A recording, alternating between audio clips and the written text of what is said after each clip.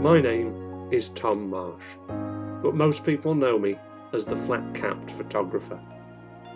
In 2012, while studying for a master's degree in photography, I decided to bring together three of my greatest loves in life: photography, walking, and my home county of Yorkshire. Yorkshire Photo Walks was born, and ever since I've been providing photography tuition to small groups on inspirational walks through unique Yorkshire locations.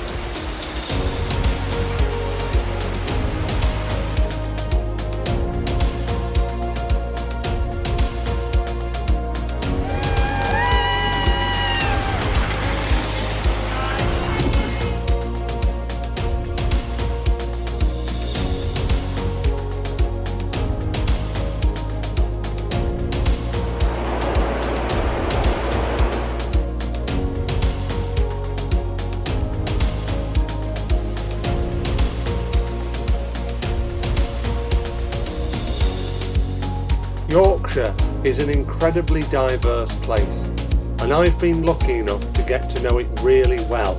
So join me as I take you off the beaten track to discover new and amazing places and improve your camera skills and confidence in your own photography.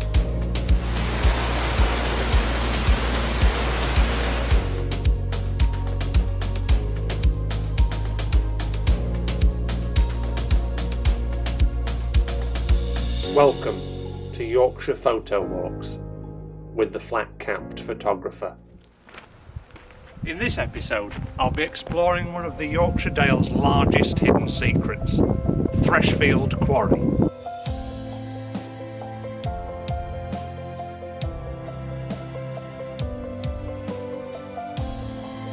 The last lorry left Threshfield in 2008 after over a century of work on the site, which started in 1902 with the installation of two lead mines. By the 1970s, the lower quarry had been dug, and in 1973 the larger extension to the north began. At up to 15 metres high and 40 metres wide, the site was used into the late 1990s. Blasting was completed in 2000, leaving only the loose stone to be collected. In 2012, the site was handed over to the Threshfield Quarry Development Trust. Working in conjunction with the Yorkshire Wildlife Trust, they are now giving the site back to nature. My walk today starts from the southern end of the quarry site.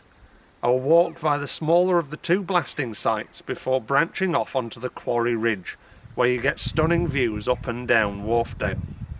From here I will make my way to the northern tip of the quarry, before walking back through the lunar bowl of the second and larger blasting site. The walk distance is approximately 2.5 miles, which means plenty of time for photography.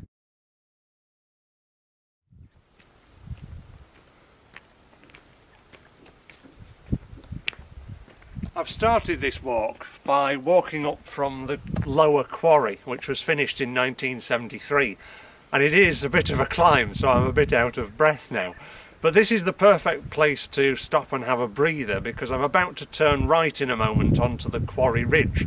And just above me here to the right hand side I can see some lovely gnarly looking wintry trees, which I think could make a really good photograph, especially now beautiful views of Wharfdale are starting to develop behind me as well.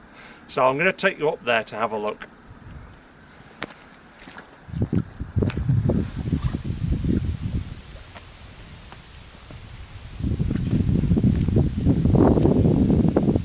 I've moved up onto the ridge now, and the reason being is this magnificent tree behind me here. I'm always drawn to trees during the winter just because of their texture and their simplicity as well. Imagine this during the summer, it would just be a ball of green masking the background, whereas during the winter we've got that lovely detail, but you can also see through it to what's behind. The trick with photographing trees like this, I find, is isolating them. If I went up a bit further and photographed down on it, the similar tones and colours would just make it merge with the background. I'd like it to really stand out. So that's why I've got down a bit lower, so I can look up at it and isolate it against this beautiful blue sky.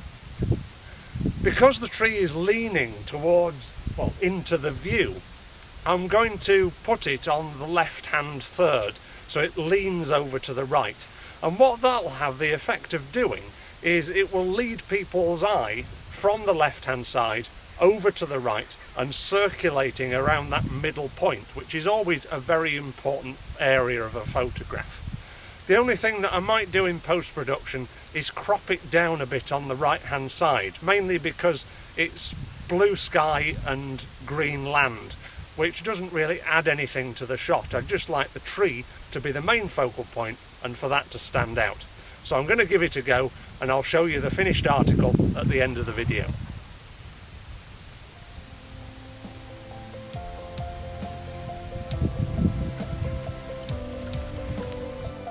I continued my walk onto the Quarry Ridge path, and soon it became apparent of the size and scale of Threshfield Quarry which opened out beneath me. I found a viewpoint that I managed to get a few shots from, but realised if I wanted to do the quarry justice, I had to walk down into the lunar bowl itself.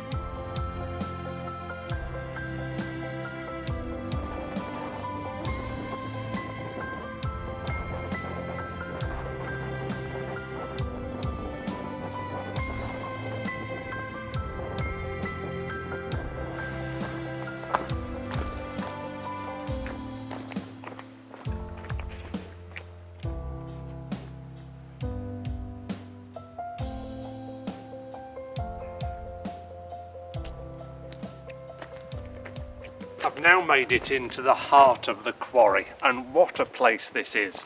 It's absolutely phenomenal.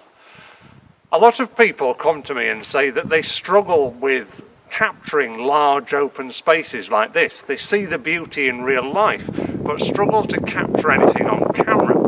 And I think that one of the main reasons that is they try and get everything in at once. Although this looks spectacular to the eye, in terms of photography, it can make subjects look smaller and less impressive. So what I'm going to do as we go around the quarry is not only look out for little details, but also look out for little snapshots that I can make into tiny little compact landscapes. Take the scene behind me here, for example, where we've got a lot of the lines and the light coming into that central point that I mentioned earlier on, that magical point of a photograph where everybody's eye is wanting to look to. If we can use those triangles in the landscape and those diagonal lines, it can make photographs look a lot more interesting than if we just go for the wide open vista.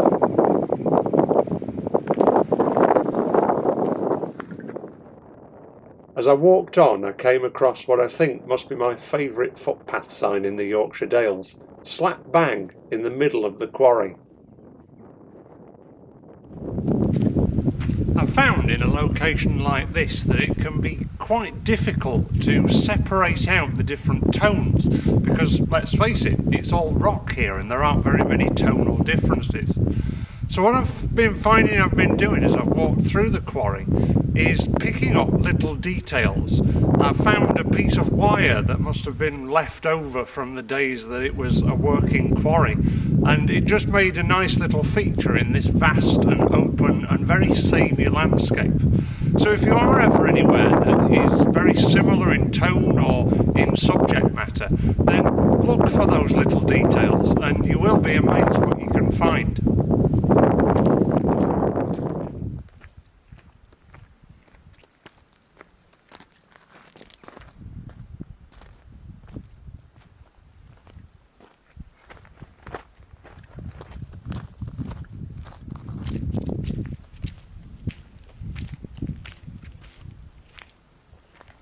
I'm now making my way out of the quarry, but before I do, I can't resist this view behind me. They say you should never shoot into the sun, but in this situation, you can't help but break that rule. With the silhouette of the rocks and the trees clinging to the edge, I think this shot's going to look fantastic in black and white.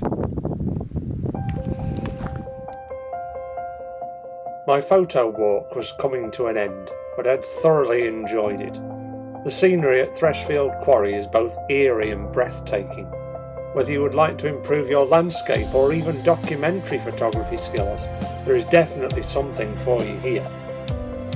My top tips from this photo walk are: firstly, isolate subjects against a simple background to make them stand out and provide depth to your shot. Secondly, look for details and crop into smaller landscapes in vast wide open spaces, so context of your subject's scale doesn't get lost in the frame.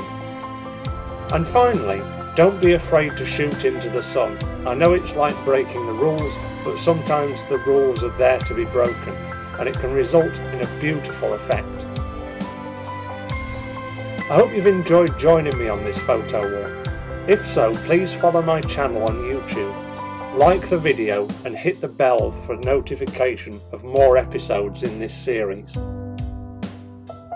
We all know nothing beats learning practically in the field, so please check out YorkshirePhotoWalks.com, where you will find our latest schedule of photo walks. You could be joining me in person in another amazing location just like this one. Remember, don't just photograph Yorkshire, experience it with Yorkshire Photo Walks. I'm going to leave you now with some of my favourite shots from today. I'll see you next time. Thank you for watching.